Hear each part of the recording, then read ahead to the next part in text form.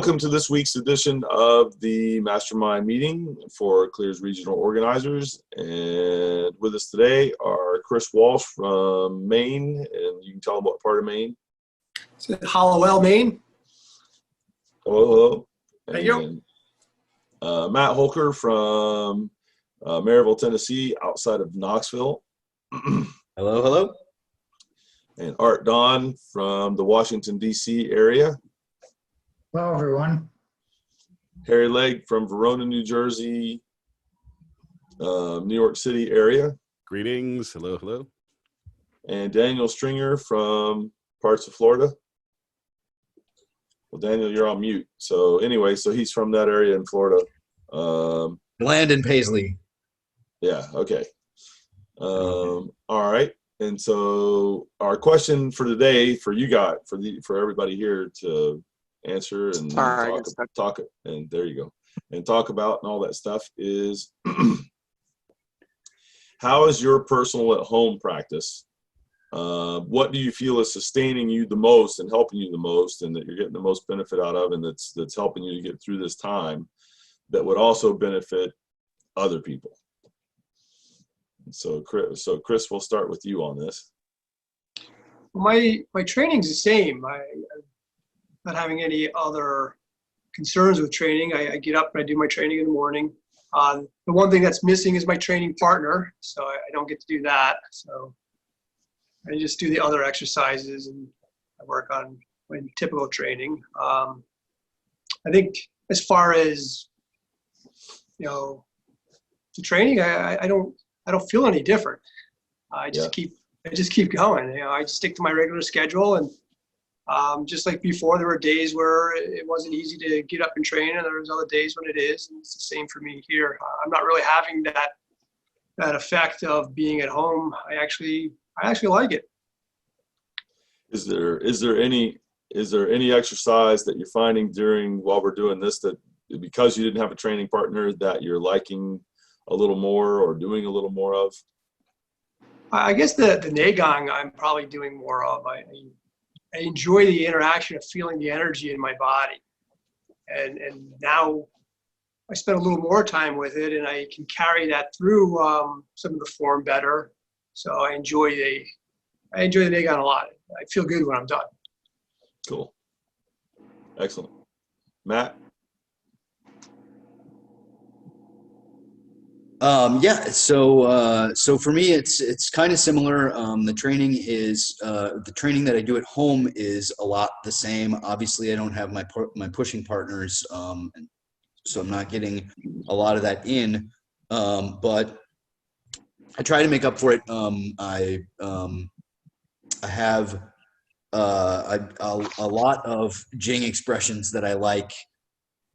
Specifically for kind of what we're up to now, and so some of them sort of wake the energy up a little bit. Some of them sort of put it away a little bit. One that I really like playing with because it's pretty neutral for where your energy's at. It can kind of bring it on a little bit, but it mostly sort of keeps you kind of where you're at, mentally and physically.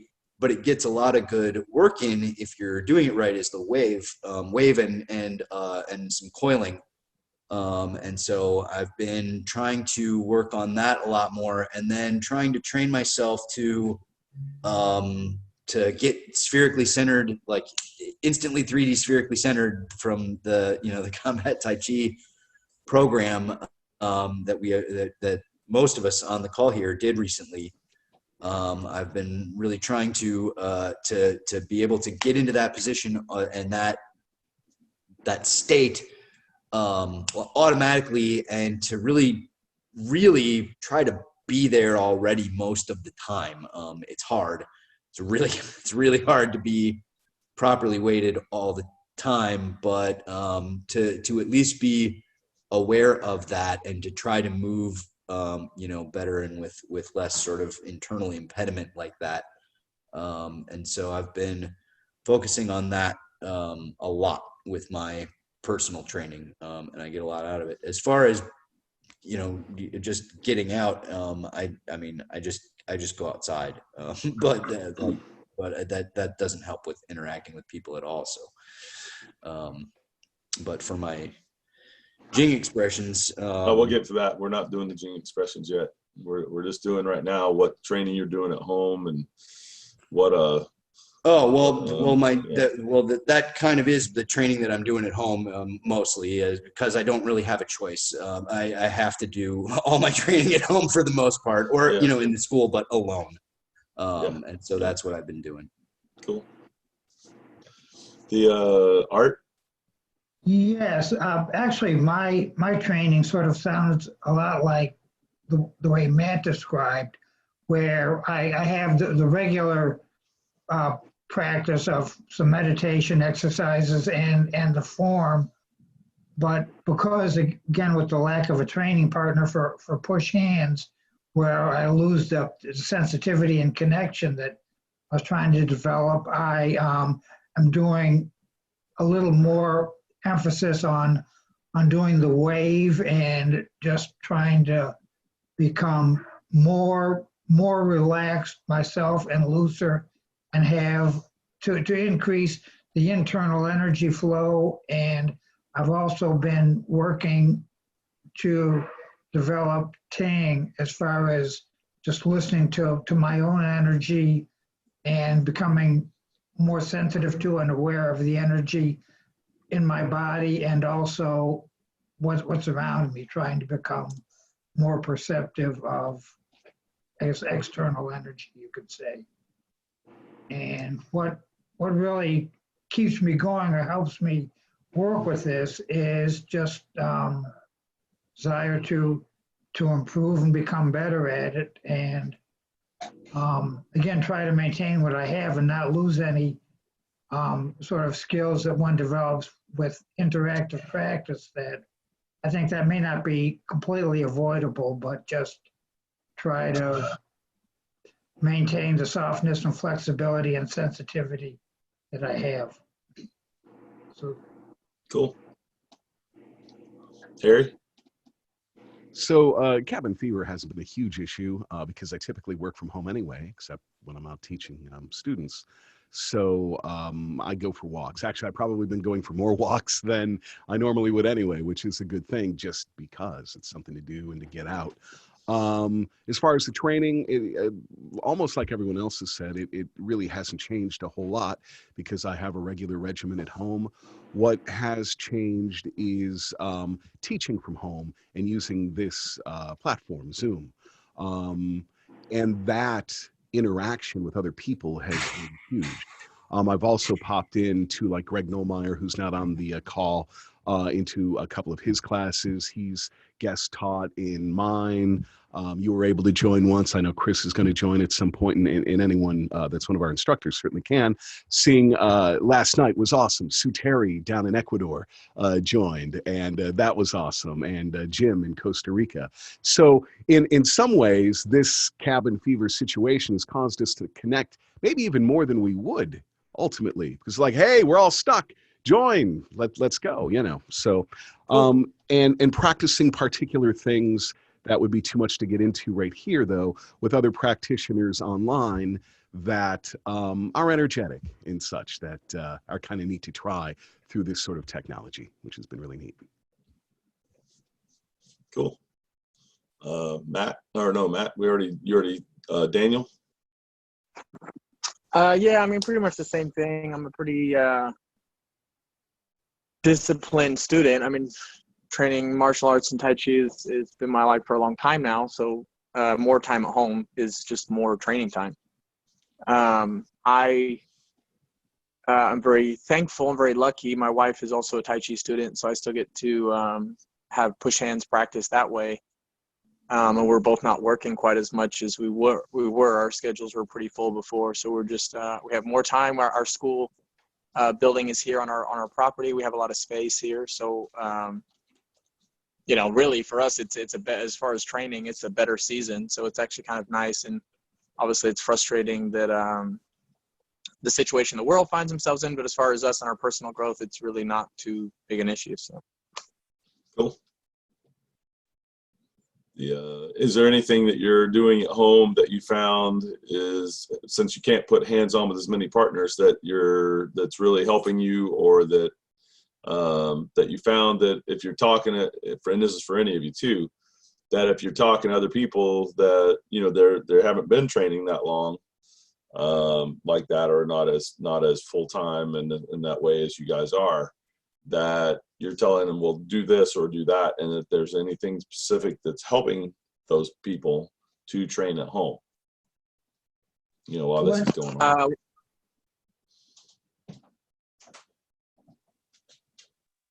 Well, one of the things I've been telling our guys is just using the form and using the form to switch qualities, and either have your spouse or someone, if you write them down on index cards, and then just kind of randomly call out a different quality while you're going through the form slowly, so that you have to change the quality you're working on through the form without you getting to prepare what that thing is.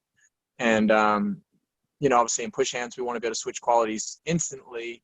If you don't have a partner, you can still use the form that way. And if you have a spouse or someone that doesn't want to train with you, but they might be willing to read off cards for you and watch you kind of struggle as you go heavy, light, spiral, all that kind of stuff. So that's one of the things we. Good. Do you have next question? Well, and I'll answer this for me too. For me, there's a number of things. Obviously, or not obviously, but one of the things I work on quite a bit is how to go from not doing equality to completely, fully doing the quality, and reducing that amount of time that it takes me to get from I'm not doing the quality to I'm fully in a quality. And then also, what's the volume? And so, like, when it comes to mind here in the last couple of days, is I put some extra time into root, most of the time for root working with a partner, but can do it by myself. So I did it by myself, and then worked on getting deeper and wider and more volume and more quickly while not having contact with somebody. And so like that. And so that really keeps it interesting and active and fulfilling, because it's a lot of work on its own, and it's very focused in there. And also I'm working on that ting, doing that. The other thing that for me is that I'm working Carly, she's 10 years old, through her basic skills, and I'm trying to make sure that she's really got like an A+ version. Usually on the basic skills test, it's kind of a pass fail. Most people come through at about a C+. I'm trying to make sure she's got it at an A+ kind of level. And so as I keep about every other day, I've been doing this with her and working on different ones. And it's been interesting, because like yesterday I worked with her on the electric jing and making sure that it stayed on all the time, all the way through the set. This is one of our basic skills, level 1 practices. And then I pushed hands with her and showed her the difference between when your hands are on and you still got that electric connection on, versus when you're not pushing that way. And I gave her enough physical resistance that when she didn't have it on, she couldn't push me, and when she had it on, she was able to actually push me. And I didn't have mine on while this was going on. And then I did do some where I had it on. She reached out with her hands, took mine, and then pushed me, and like that. And so then I taught her about doing that inside the body with your mind, to move the energy like that, as opposed to actually having to physically reach out and get it. Anyway, so she, the physical one she could do really quick, really easily, which was interesting. And then the other one, she had to think about that a little bit, because it had to do with having more E skill to be able to do that. And so some of that stuff I've been working on. I've had vibrating jing for a long time. I've been focused in on an application of that for a little while now, which is for going into the body and manipulating inside for healing. And so been working on my aim with that jing on my own a little bit, in order to, when I put hands on somebody for that, to manipulate that energy better. a few other things, but all cool stuff that like that. And then otherwise, for me, it's like you guys said, other than my 3 nights a week classes, Tuesday, Wednesday, Thursday, my schedule's pretty much the same. The difference being that we're filming the Tuesday, Wednesday, Thursday night classes mostly on Tuesday, and then like that. And so really the only nights that I'm missing are Wednesday, Thursday, and then that's a little different. But Carly's having a good time learning, I hope. All right. Good. Any other comments or thoughts on that? Well, actually, I'm not sure if I mentioned this before, but when I work with people, I like to stress use the Tai Chi, and as much as you can, carry the principles over into daily life. And one example is with the body connected, and if you're reaching for something, not just to extend the arm and grab it, but just to move sort of from the feet, the waist, turn, and use the whole body working together to reach for something, as opposed to just making it a single arm motion and keeping the whole body involved. Because I've been doing that for a while and paying attention to it, and I feel that it helps with physically moving throughout the day, and then I can translate it back into my Tai Chi that just it's more connected, and I can get the whole body more connected consistently. And I have had people say that yes, they like that idea of, you know, throughout the day Tai Chi principles. Cool. Yeah. All right. So the next question I have for you guys is, do you have a favorite Zen expression that you're working at home currently? And then why is that your favorite? Oh, Yeah. I've been, again, working Ting Jing in particular, because I think it's very basic to all the others. And at least I find from the way I look at it that it's central to have a good listening skill, to be aware of energy and different types of energy.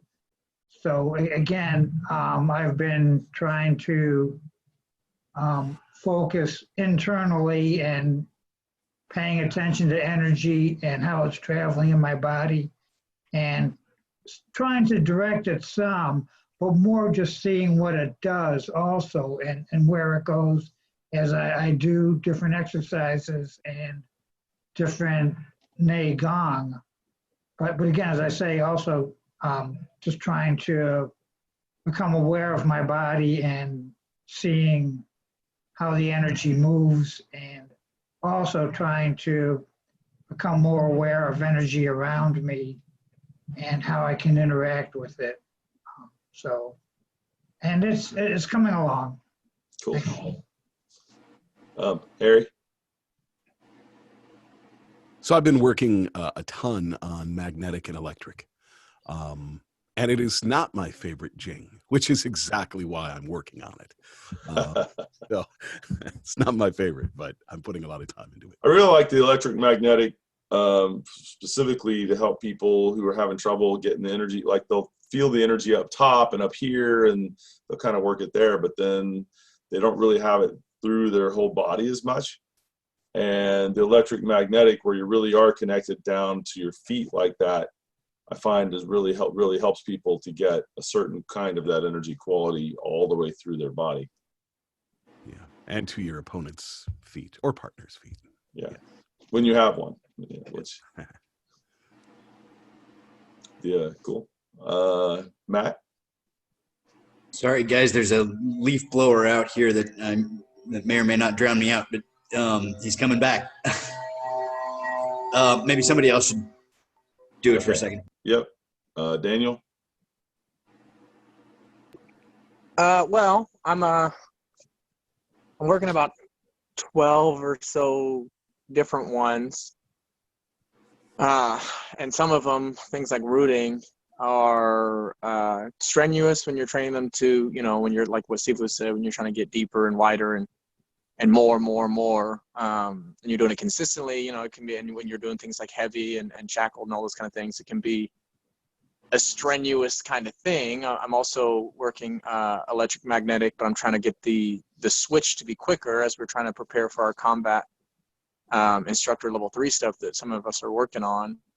And so I would say if it's what's my favorite, I like them all, but they're all very tiring and very, it's real work.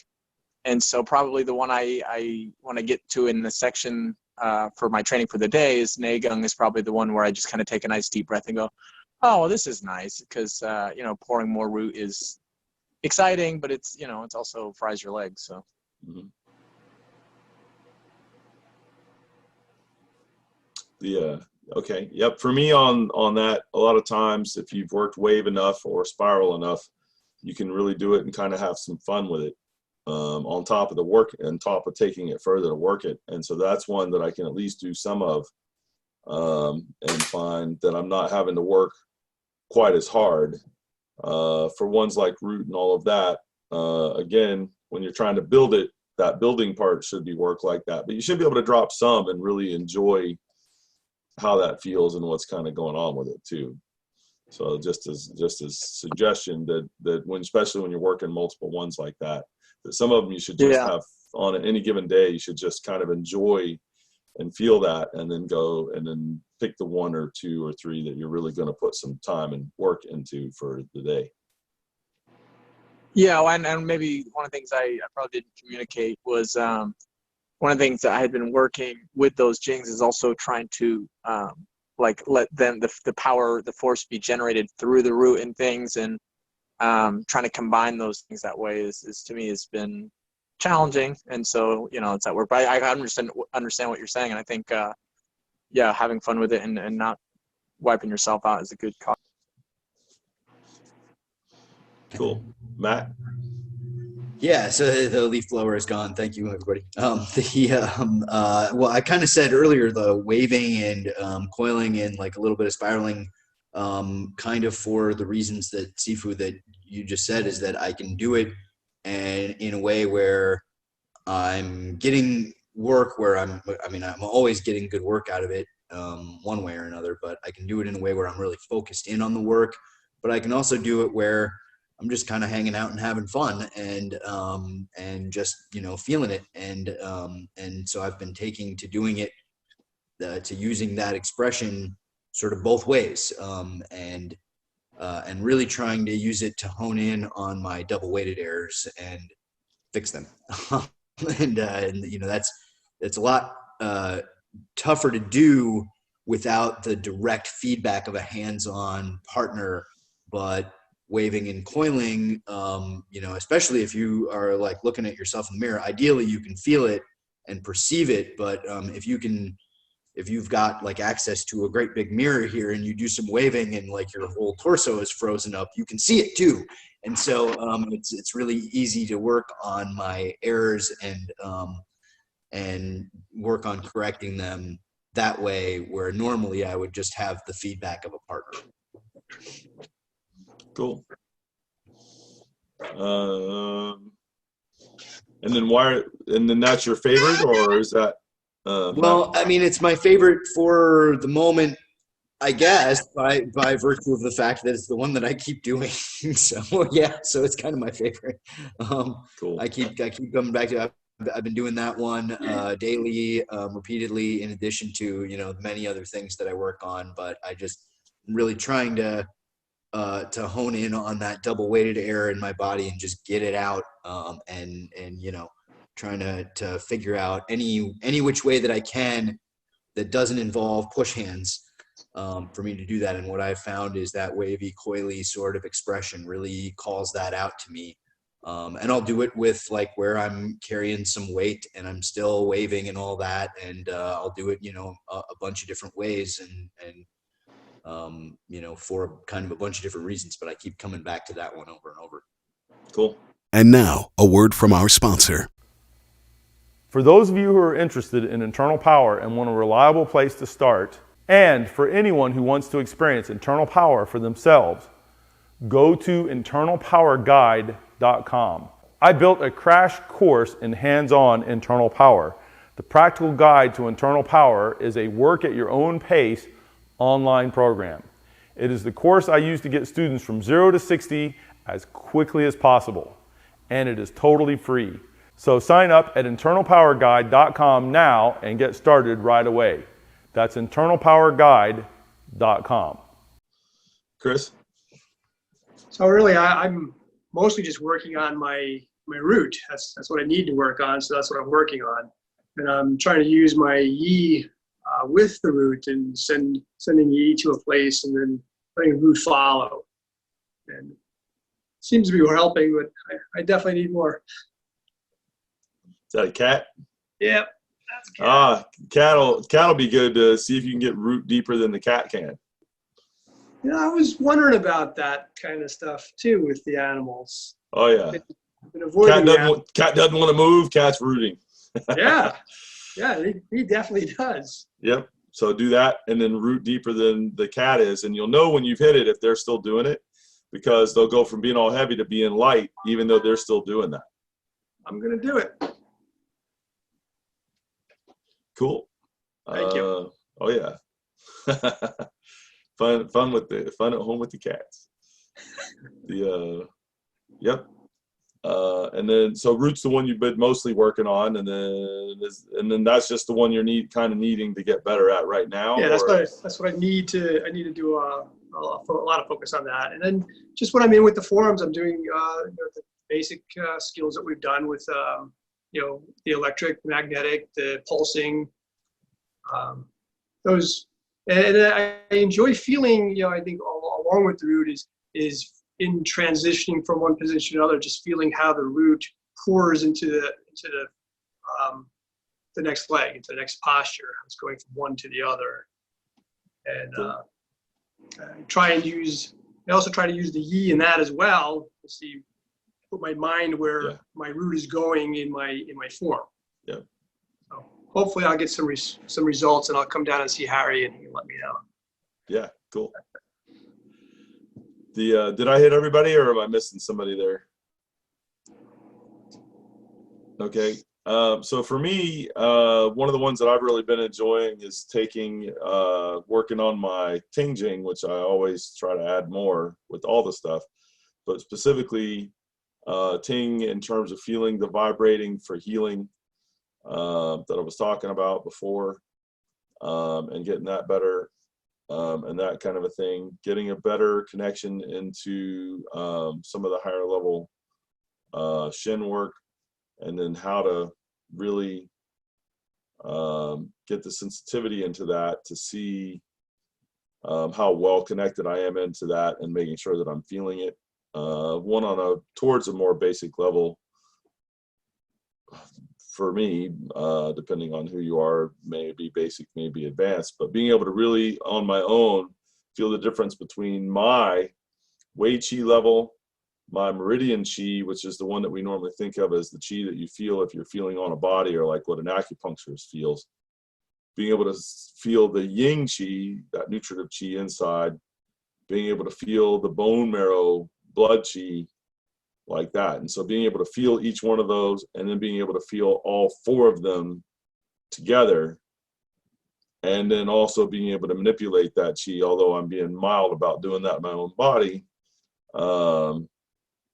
Like if I do rooting and it sort of leads it in a direction, then that's fine, but I'm not like trying to do anything that might harm the system, and you could if you started doing something that was funky with it. Anyways, but being able to feel each of those individually, being able to feel all those together, being able to get a sense of volume from that, and that kind of a thing. And then I know that will translate to putting hands onto other people and feeling the same things going on in them. And so I'm really enjoying that. It's good work. And it's helping me to get into that, build that E skill as well, and the Dongjing for the knowing, for deeper into the system, and then wider, and then further out, and that kind of thing. And so I'm enjoying that pretty well. Yep. Yeah. What's that? Of curiosity, I have a question for the guys here. Like I live alone, but like Sifu has a family, and Chris, I know you do, and people in the group here have people that they live with. How many of you, out of curiosity, have recruited people in your household to help you with your training? Chris, you jumped in right away. Well, I have a quick and easy answer. My wife just won't do it with me. I've tried a few times, and then she just, I don't know if it's me, because Harry remembers she used to do martial arts with us many years ago for a little while, but I guess she just doesn't want to work with me. This is not unusual, by the way. That's the normal, like, for the significant other to go, nah, that's okay, that's your thing, so. Yeah. Oh man, I get limited cooperation every once in a while. There's probably ways you could bribe Lenny. Dog kind of coming to mind, but that's. Don't go there. He is not seeing this video. Well, and even for me, sorry, go ahead. No, it's you. Oh, yeah. Well, I was going to just say, even for me, as my wife is also a Tai Chi student, you still got to have wisdom and temperance, and know when to not push. Know when to hold him, know when to fold him. That's right. For sure. What's that? Oh, for sure. Yeah, for sure. You don't want to be. She's got some moves. So I don't want to be. You talking about being in the doghouse. I don't want to. Yeah, right.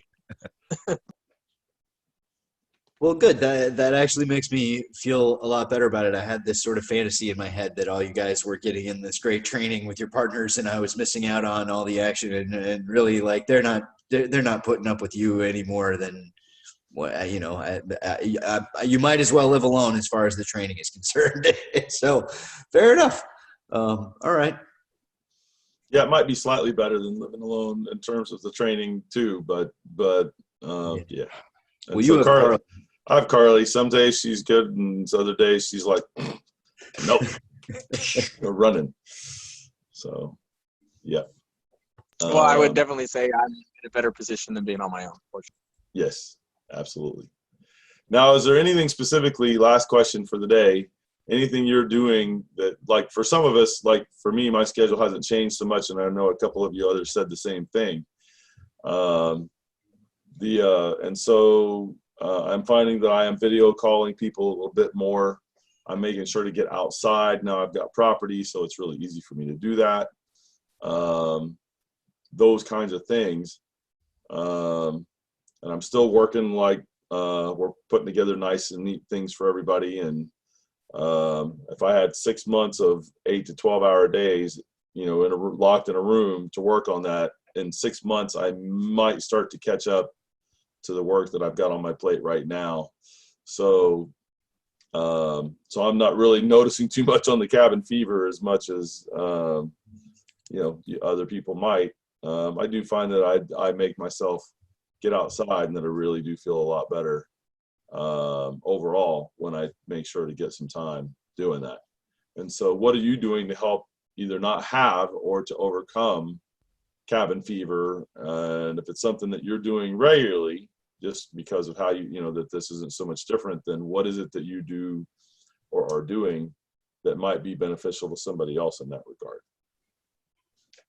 Chris, we'll start with you. Well, it's interesting because I've never really typically felt that I was that kind of person who would get cabin fever. When I hear other people, people who are my employees that report to me, they've experienced a lot of problems, and my wife is not enjoying working from home either. So it was hard for me to really relate to that feeling, and I tried to put my mind around it more and be open to it, because I felt that I need to understand it better. And this week I was sitting at my desk, just doing my job, and I became very aware how quiet it was. And I was wondering if maybe that's part of the experience, because it was not the normal quiet. It was just like really quiet. And I had this all of a sudden feeling of being just alone. And I wondered if, that might have something to do with it. And my wife did say that is how she feels a lot. There's a guy that I work with who feels that as well.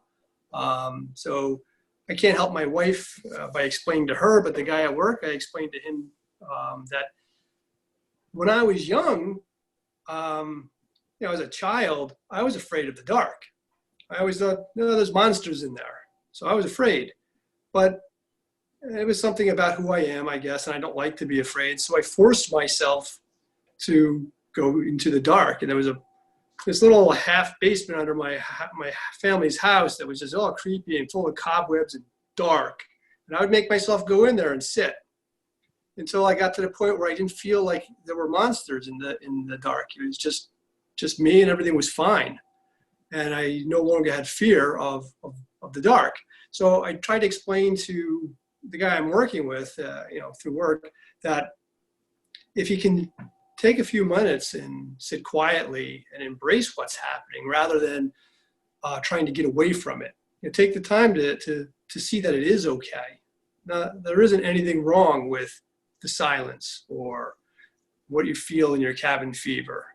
You can make peace with it. So if you confront those things, I don't know if it would be considered a fear to someone or not, but if you can confront those things, you can find peace, either peace of mind or something like that in there. And I don't know yet how well it's going to work for him, but I would be hopeful that it does.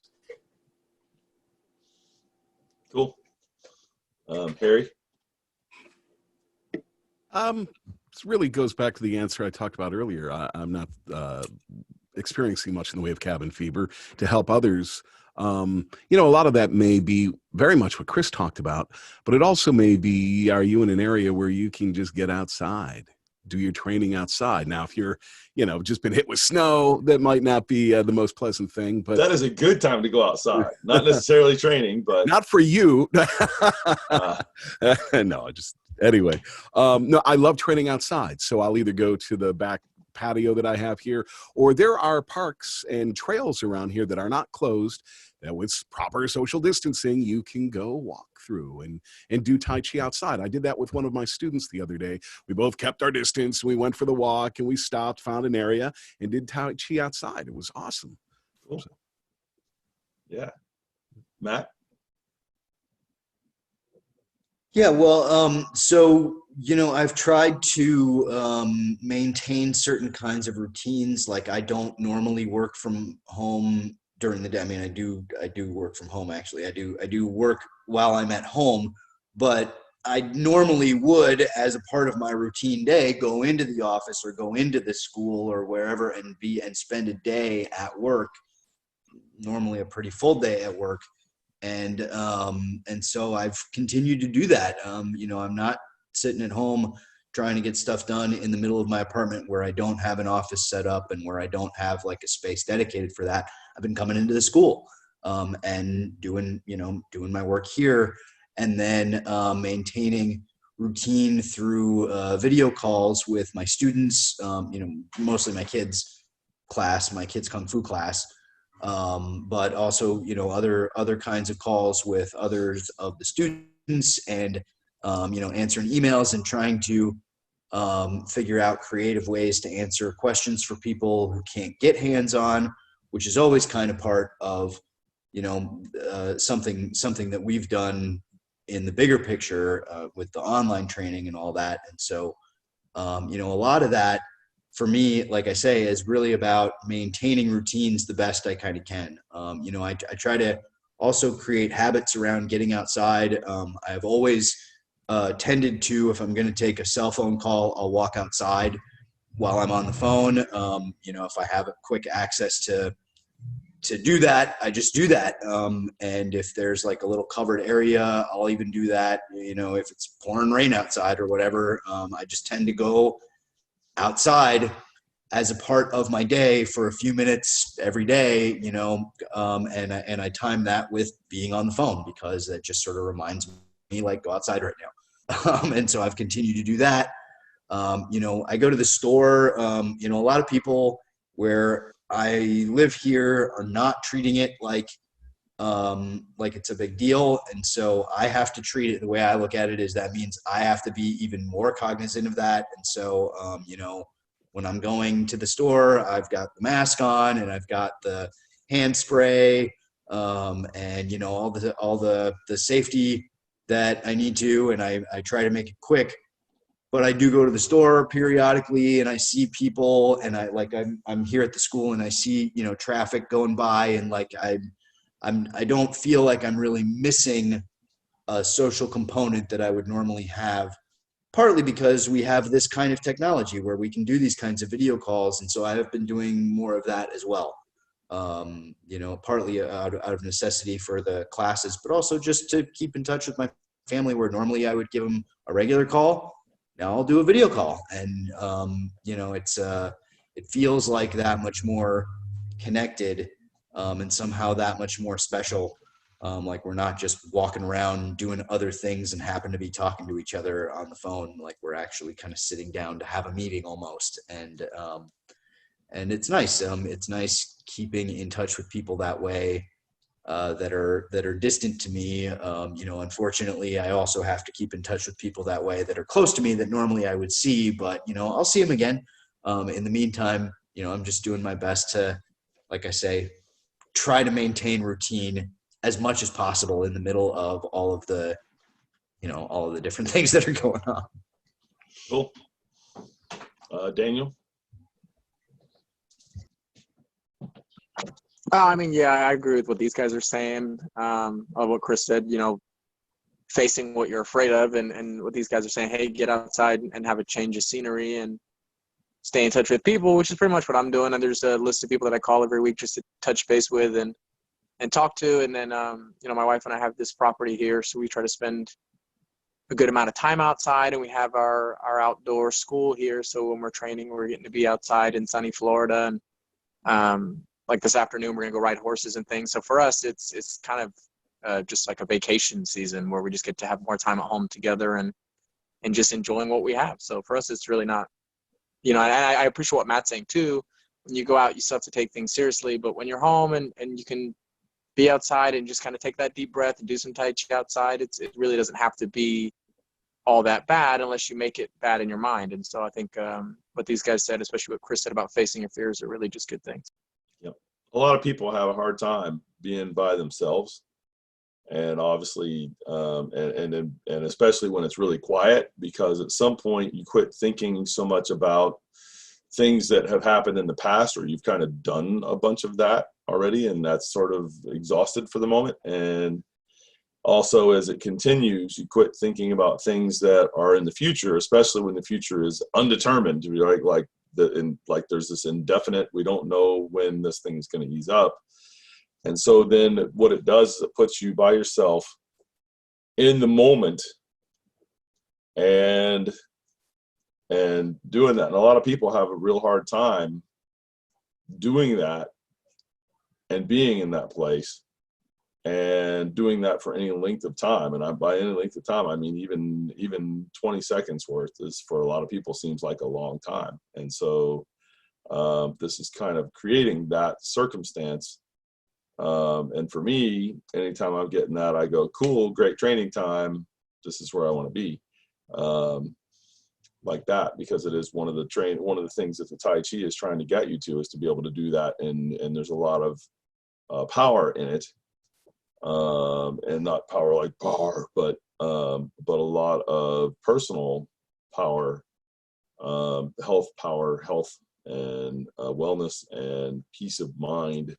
And not necessarily at first you're not used to it. For people, it seems to be a common experience, is either scary or a lot of work. And so it kind of helps to put you in that space.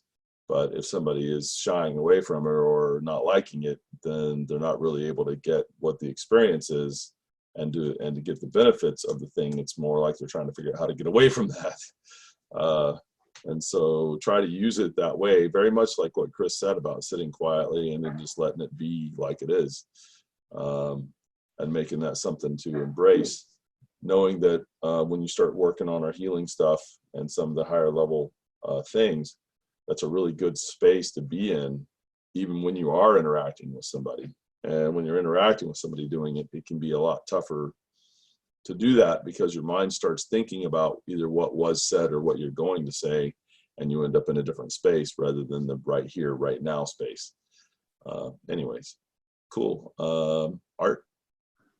Well, I haven't done a lot differently. I felt pretty comfortable with the situation for the most part. And I keep up with my practice possible, and I maybe do a little bit more of some things because there is more time. The one actually new activity is, and it's something I've been thinking about for a while, not related to martial arts at all, but just getting books online from the library, audio books, and listening to them. And there's, of course, it's like a library, a wide variety of books, and I can pick something and listen to it.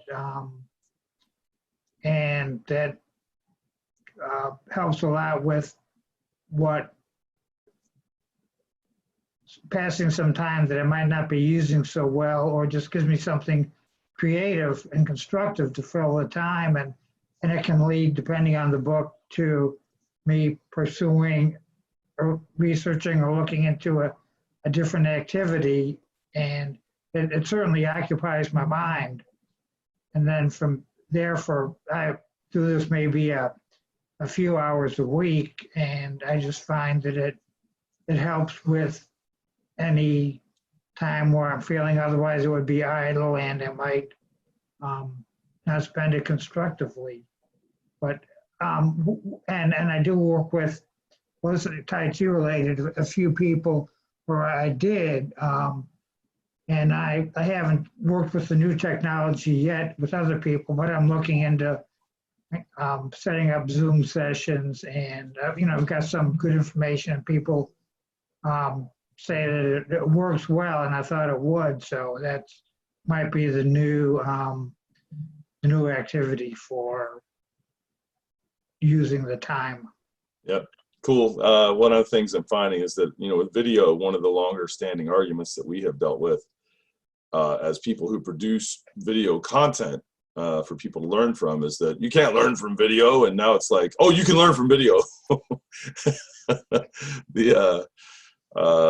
I'm spending a lot of time interacting with people on video and figuring things out. And it's like, well, yeah, so it helps to have to do a thing to find out how the thing works and what the benefits are, and to eliminate some of the